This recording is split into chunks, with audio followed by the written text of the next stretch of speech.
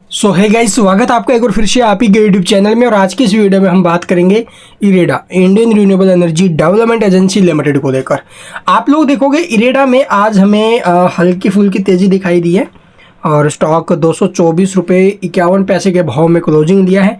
और आप लोग ध्यान से देखोगे तो ये शेयर अपने 52 वीक हाई से, जो कि 310 रुपये के आसपास है, वहाँ से लगभग 27.58% जो ना भी गिरावट में आ चुका है, डिस्काउंट पर आ चुका है। तो जो भाई लॉन्ग टर्म इन्वेस्ट करने के बारे में सोच रहे हैं 1 साल 2 साल 3 साल के लिए, तो वो इरेडा को पिक कर सकता है। क्यों? क्योंकि आप लोग देखोगे इरेडा आरसी पीएफसी जैसी कंपनी है जो ये बेसिकली जो रिन्यूएबल सेक्टर वहाँ पर फाइनेंस का काम करती है। तो इस सेक्टर के अंदर बहुत अच्छा आने वाले टाइम में हमें बूस्ट देखने को मिलेगा। और रिन्यूएबल सेक्टर के ऊपर इंडिया का जो फोकस है वो भी लगातार बढ़ रहा है।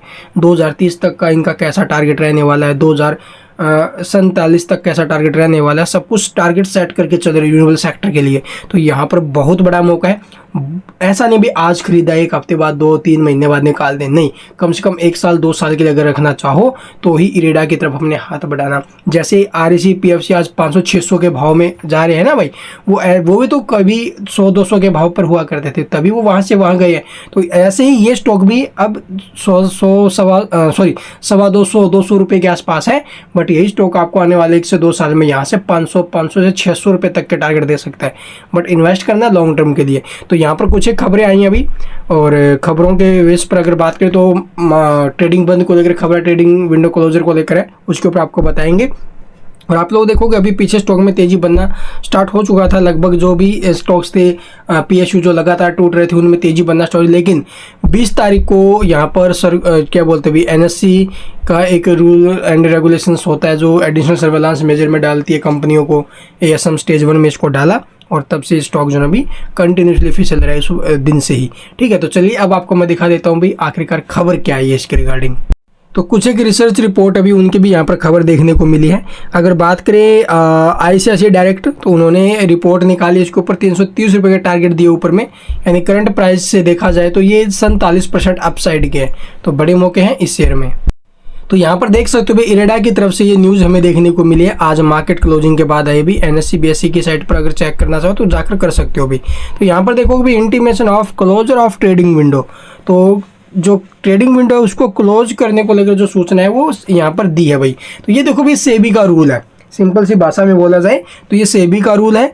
क्योंकि इसका पीछे का रीज़न क्या होगा, अभी आगे जो ना भी सितंबर क्वार्टर के रिजल्ट आने हैं, 1 अक्टूबर से रिजल्ट्स आने स्टार्ट हो जाते हैं कंपनियों के। तो रिजल्ट आ रहे हैं, तो इस सितंबर या फिर हाफ ईयर के जो रिजल्ट आ रहेंगे उस रिजल्ट तक जो कंपनी के प्रमोटर हैं या फिर कंपनी के मैनेजमेंट से रिलेटेड जो कोई भी है तो उन सबसे रिलेटेड है, तो वो यहाँ पर इस कंपनी के अंदर इनसाइडर ट्रेडिंग वगैरह नहीं कर सकते।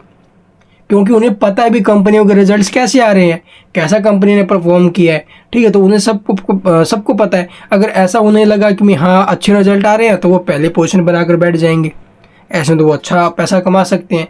तो इसीलिए ये शेयर धारकों के हितों के लिए किया गया है, ताकि यहाँ पर कुछ गलत न किया जाए। तो यहाँ पर जो रिजल्ट्स आएंगे उसके लिए जो ट्रेडिंग विंडो क्लोज हुई है 1 तारीख से लेकर आप लोग देखोगे 48 आवर्स तक क्लोज रहेगी जब तक रिजल्ट आएंगे। मान के चलिए 10 तारीख को रिजल्ट आने हैं, तो 10 तारीख को रिजल्ट आएंगे ना, उसके 48 आवर्स तक ट्रेडिंग विंडो क्लोज रहेगी। 10 तारीख को रिजल्ट और उसके बाद भी 48 आवर्स तक बंद रहेगी ट्रेडिंग विंडो, उसके बाद ओपन होएगी। ठीक है, तो फिर उसके बाद जो प्रमोटर है या फिर जो मैनेजमेंट से रिलेटेड टीम से रिलेटेड है वो यहाँ पर इनसाइडर ट्रेडिंग वगैरह कर सकते हैं, अपना जो स्टेक वो बढ़ा सकते हैं, इस प्रकार से वो कर सकते हैं। इससे पहले नहीं, अगर ऐसा करेंगे तो सेबी यहाँ पर कार्रवाई करेगी उनके खिलाफ। ठीक है, आगे कंपनी जो अभी 4500 करोड़ का फंड रेज भी करी, आपने देखा होगा QIP के माध्यम से। इसके अलावा आप लोग देखोगे इनका आगे का लक्ष्य जो है करंट फाइनेंशियल ईयर में, फाइनेंशियल 2025 के दौरान लगभग 24,000 से 25,000 करोड़ रुपये और जुटाने का है। तो आप लोग देखोगे इसमें बहुत अच्छा मौका है लॉन्ग टर्म इन्वेस्टर्स के लिए। ठीक है, तो चलिए एक बार इसका चार्ट और देखते हैं। तो यहाँ पर देखोगे स्टॉक में कंटिन्यूसली फॉल जारी है भाई, ऊपर से आप लोग देख सकते हो स्टॉक एक स्ट्रॉन्ग डाउन ट्रेंड के अंदर हमें दिखाई दे रहा है। अभी यहाँ से अगर आपकी होल्डिंग है इसके अंदर या फिर खरीदने के बारे में सोच रहे हो तो भी टाइम बेस्ट है, बट चलना पड़ेगा लॉन्ग टर्म के लिए। ऐसा नहीं है आज खरीदा कल बेच देंगे परसों बेच देंगे। हाँ तेज़ी बन सकती है, ऐसा भी नहीं कि तेज़ी नहीं बनेगी, तेज़ी बन सकती है। अभी टाइम 216 का सपोर्ट है, 224 के आसपास शेयर अगर नीचे जाता, आज भी 217 के आसपास आया था आई थिंक नीचे में, तो पैनिक नहीं होना भाई, होल्ड करना जिसको चलना लॉन्ग टर्म के लिए। जो शॉर्ट टर्म वाले हैं वो 216 का स्टॉप लॉस नीचे में पकड़ेंगे, और ऊपर में अगर ये 232 को ब्रेक करके सस्टेन कर जाता है उस कंडीशन में तो ये स्टॉक ऊपर में 260 रुपये 270 रुपये के भी टारगेट हमें दे सकता है। बट 232 का ब्रेकआउट आना जरूरी है, या फिर ट्रेंड लाइन का ब्रेकआउट आकर ऊपर में स्टॉक का सस्टेन करना जरूरी है। तो ये इसके लेवल रहेंगे। इसके अलावा कुछ पूछना तो भाई कमेंट में पूछ सकते हो। चैनल को सब्सक्राइब नहीं किया तो सब्सक्राइब करना बिल्कुल मत भूलना, ताकि स्टॉक रिगार्डिंग आगे कोई भी खबर आपसे मिस ना हो। और इस ट्रेडिंग विंडो क्लोजर को लेकर हमें परेशान होने की जरूरत नहीं है, क्योंकि ये हमारे लिए नहीं है भाई, ये है कंपनी के प्रमोटर और आप लोग देखोगे जो भी मैनेजमेंट से रिलेटेड है उनके लिए। And thank you for watching the video.